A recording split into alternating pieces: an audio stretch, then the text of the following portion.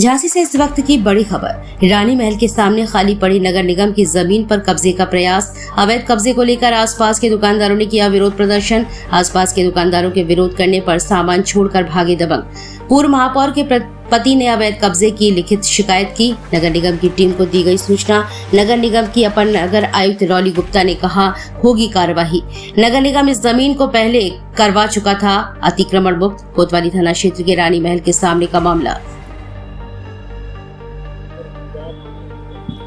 आज सुबह 11 बजे कोई माननीय आए और उन्होंने अपने लोडिंग गाड़ी में एक दुकान यहाँ पर उतारना शुरू कर दिया। तो चूंकि यहाँ के दुकानदारों ने विरोध किया, चले नहीं हमारी नगर निगम से बात हो गई, हम यहाँ पे दुकान लगा रहे हैं, 15x15 की दुकान लगाना है हमें। तो चूंकि यह जगह नगर निगम की है, इसके कुछ माह पूर्व सरकार ने यहाँ शासन द्वारा पुलिस अवैध जो निर्माण हुआ था उसको उन्होंने तोड़ा गया। तो चूंकि यहाँ पे जो 24 दुकानें लगी हुई हैं, ये नगर निगम द्वारा सन 76 से आवंटित है। 76 में दुकानें लगी थी, बड़े बाजार से दुकानदार हटाए गए तो उनको जगह दी गई थी। उसके बाद 2001 में फिर अतिक्रमण हटा। तो 2001 में अतिक्रमण हटने के बाद उस समय डीएम साहब थे रजनीश दुबे जी, और नगर पालिका थी, उसके ईओ थे पीके श्रीवास्तव। उनके द्वारा जब हम लोगों ने 2 महीने यहाँ पे धरना दिया तो हमको 5x5 की जगह आवंटित की गई। हम लोग 76 से लगातार किराया दे रहे थे, उसके आज भी किराया दे रहे हैं यहाँ के दुकानदार। आज जब कुछ लोग ये सामान यहाँ बाद आपने क्या कार्रवाई? भाई उसके बाद इन्होंने हमें फ़ोन किया। उसके बाद हम लोग इधर आए, हम लोग इकट्ठे हुए तो उससे मेरी बात हुई। तो वो छूटते बोला कि ले रॉली गुप्ता जी से आप बात कर लीजिए। नगर उपनगर आयुक्त है, कौन है? तो मैंने उनको फ़ोन लगाया, नहीं मैडम, तो चूँकि मेरी पत्नी महापौर रही है झांसी में, तो मेरा परिचय एक आध बार उनसे हुआ, मुलाकात हुई है। तो कह नहीं भाई साहब, मैंने तो कह हाँ वो व्यक्ति मेरे पास कल आया था।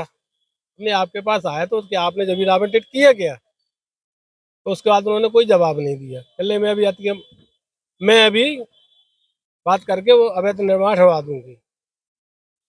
फिर कहने लगे वो अभी 4 तक तो आचार संहिता लगी है, इस समय तो नहीं हो पाएगा, नहीं आप देख लीजिए वहाँ विवाद हो जाएगा।